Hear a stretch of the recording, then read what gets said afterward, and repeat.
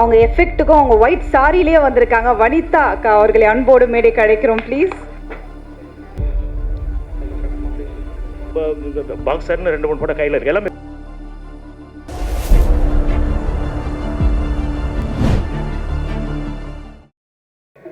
So இன்றைக்கி நிறைய special கெஸ்ட்டும் வந்திருக்காங்க. ஸோ அவங்கள மேடைக்கு கூப்பிட்ற டைம் வந்தாச்சு. So I call upon Lakshmi Ramakrishnan ma'am அவர்களை அன்போடு மேடைக்கு அழைக்கிறோம்.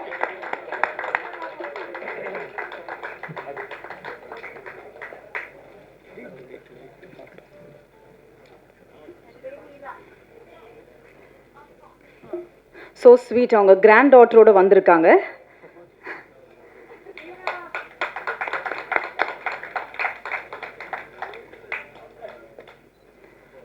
Special welcome. Thank you ma'am, thank you so much. அடுத்தபடியாக தோழர் திருமுருகன் காந்தி அவர்களை அன்போடு மேடைக்கு அழைக்கிறோம்.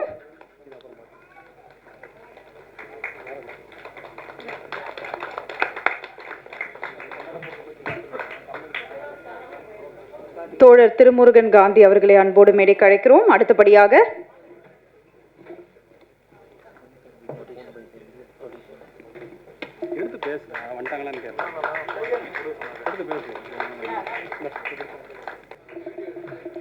உட்கார வச்சிருங்க, நிற்கிறாங்க, இடம் எங்க இருந்து.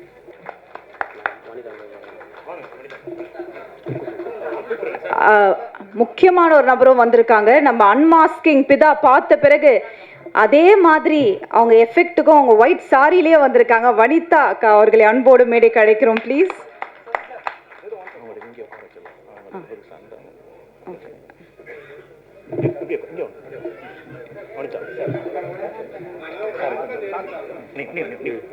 அடுத்தபடியாக KR வெங்கடேஷ் அவர்களை அன்போடு மேடைக்கு அழைக்கிறோம்.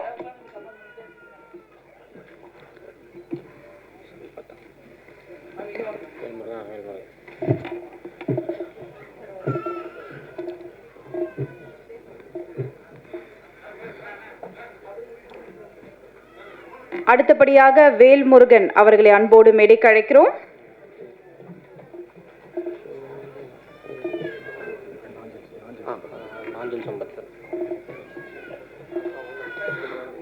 அடுத்தபடியாக திரு நாஞ்சல் சம்பத் ஐயா அவர்களை அன்போடு மேடைக்கு அழைக்கிறோம்.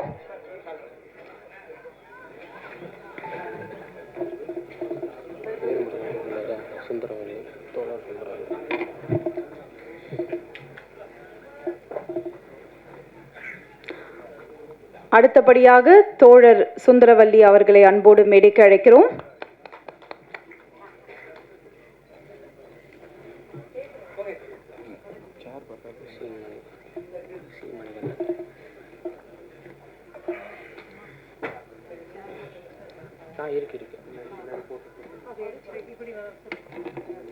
அடுத்தபடியாக C மணிகண்டன் அவர்களை அன்போடு மேடைக்கு அழைக்கிறோம்.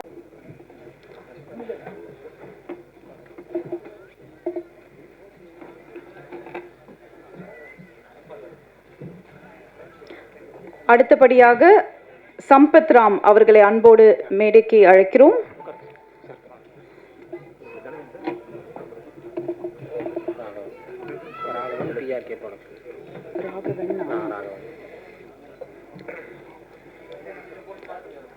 அடுத்தபடியாக ராகவன் PKR புரொடக்ஷன் அவர்களை அன்போடு மேடைக்கு அழைக்கிறோம்.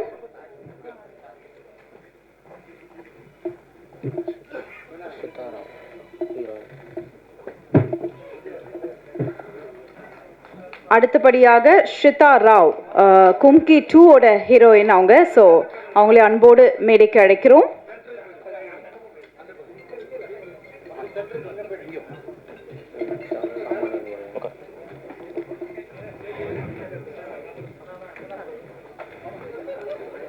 அடுத்தபடியாக ஜெயக்குமார் அட்வொகேட் அவர்களை அன்போடு மேடைக்கு அழைக்கிறோம்.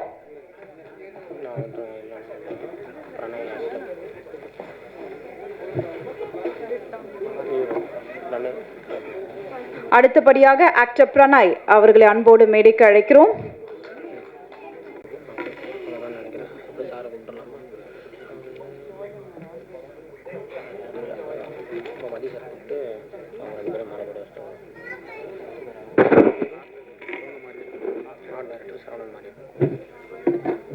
அடுத்தபடியாக ஆர்ட் டைரக்டர் சரவணன் மாரியப்பன் அவர்களை அன்போடு மேடைக்கு அழைக்கிறோம். மூர்த்தி அவர் யார் வந்தாலும் அப்படியே அங்கே வர சொல்லுங்க.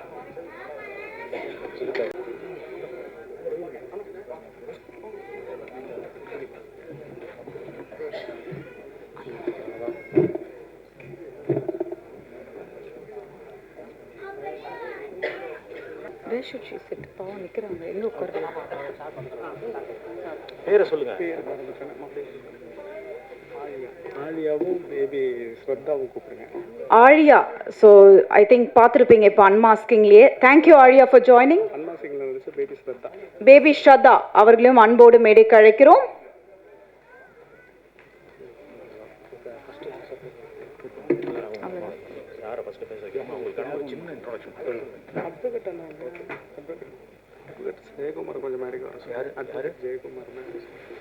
அட்வொகேட் ஜெயக்குமார் அவர்களை அன்போடு மேடைக்கு அழைக்கிறோம்.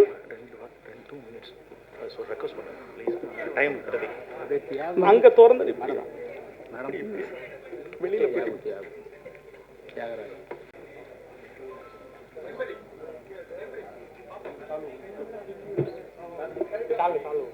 சார் இந்த சைட் போடுங்க.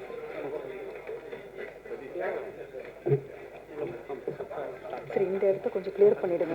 கெஸ்ட் வந்து ஆரம்பிச்சிட்டிங்கன்னா நான் டோட்டலாக இங்கே இதுக்கப்புறம் வேலை இல்லை. ஓகே, ஸோ நம்ம அன்மாஸ்கிங் ஆஃப் பிதா பார்த்தோம். ஸோ நம்ம பார்க்கும்பொழுதே அது என்ன மாதிரி ஒரு படம் அப்படின்றது வந்து எக்ஸ்பெக்டேஷன் நம்மளுக்கு ரொம்ப ஜாஸ்தி ஆக்கியிருக்கு அப்படின்னு தான் சொல்லணும். நான் வேற ஒரு விஷயமா தான் யோசித்தேன். பட் வென் ஆஃப்டர் வாட்சிங் திஸ் நிச்சயமாக ஒவ்வொரு சீனுமே என்ன அடுத்தது அப்படின்றது வந்து அந்த எதிர்பார்ப்பை ஜாஸ்தி கொடுத்துருக்கு. ஸோ அன்மாஸ்கிங் ஆஃப் பிதாலே இந்த மாதிரி ஒரு விஷயம்னா டெஃபினெட்லி கூடிய சீக்கிரம் அந்த ஆடியோ லான்ச்சோ இன்னும் பிரம்மாண்டமாக நாங்கள் நடத்தணும். So definitely my friends press and மீடியாவோட சப்போர்ட் எப்போவுமே எங்களுக்கு தேவை. ஸோ முதலாவதாக யாரை நான் பேச கூப்பிட போகிறேன் அப்படின்னு பார்த்தீங்கன்னா, அவங்க ஏறாத மேடைகளே கிடையாது. என்ன சொல்கிறது, அவங்க பேசும்பொழுதே வந்து நிறைய பேர் வந்து ஒரு இன்ஸ்பிரேஷனாகவே எடுத்திருக்காங்க. இன்றைக்கி ரொம்ப ஸ்பெஷலாக நம்மளுக்கு ஒரு ஸ்பெஷல் கெஸ்ட்டாக வந்து இந்த தருணத்தில் வந்து ஒரு ஆடடாக வந்தது வந்து மேம் ரொம்ப ரொம்ப சந்தோஷமாக இருக்குது. So I would like to call upon Lakshmi Ramakrishnan ma'am to share few words please. அதுக்கு முன்னாடி டாக்டர் அமரேசன் அவர்களை அன்போடு மேடைக்கு அழைக்கிறோம். டாக்டர் அமரேசன் அவர்களை அன்போடு அழைக்கிறோம்.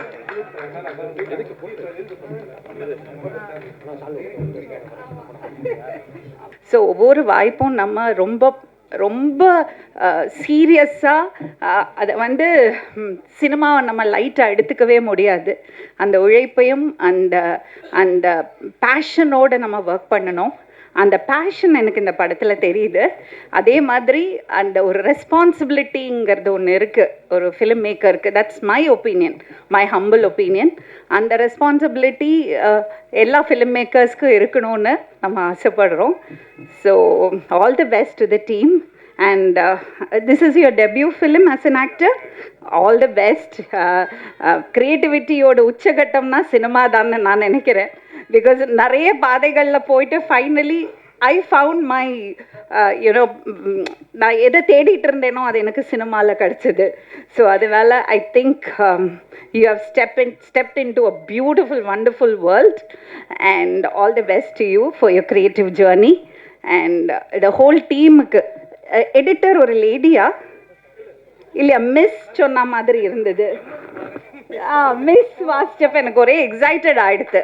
ஏன்னா டெக்னீஷியன்ஸ் வந்து சினிமாவுக்கு பின்னால் இருக்கிறது டெக்னீஷியன்ஸ் விமனாக வரும்போது நமக்கு அது ரொம்ப சந்தோஷமாக இருக்கும்.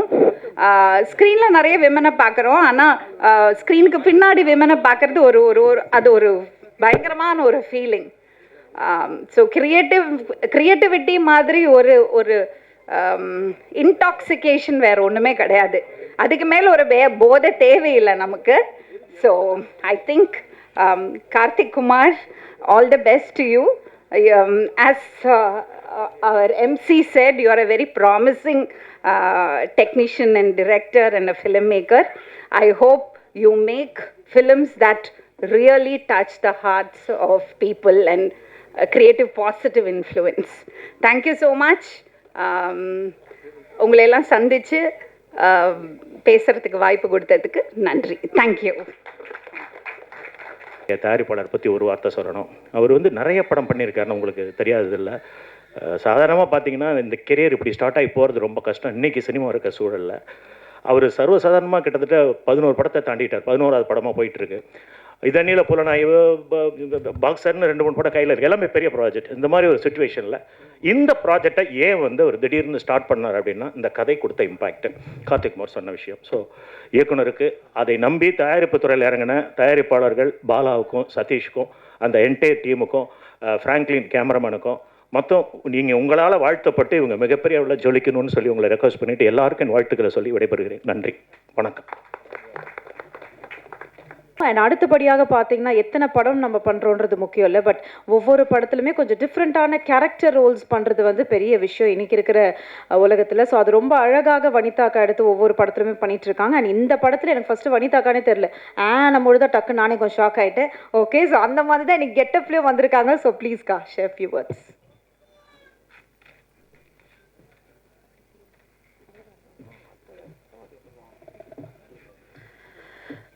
எல்லாருக்கும் வணக்கம். எல்லா மீடியா உறவினருக்கும், மேடையில் உட்காந்துருக்கிற ஜாம்பவான்களுக்கும் அண்ட் எவ்ரிபடி ப்ரெசன்ட் ஹியர் மிகப்பெரிய வணக்கம். ஃபர்ஸ்ட் ஆஃப் ஆல் நான் வந்து ஒரு விஷயம் ஷேர் பண்ணணுன்னு நினைக்கிறேன். படத்தோட விஷயம் போகிறதுக்கு முன்னாடி I am very happy today, feeling very content அப்படின்னு சொல்லணும். ஏன்னா எல்லார் லைஃப்லையுமே பர்சனலாக ஒரு தேடல் இருக்கும், ப்ரொஃபஷ்னலாக ஒரு தேடல் இருக்கும். Sometimes personal life take over ஆகும், sometimes professional life take over ஆகும். அது மாறி மாறி போயிட்டுருக்கோம். சீசன்ஸ் மாதிரி தான். அதில் வந்து கான்சன்ட்ரேஷன் வந்து நம்ம பர்சனல் லைஃப்க்கு அதிகமாக கொடுப்போம்.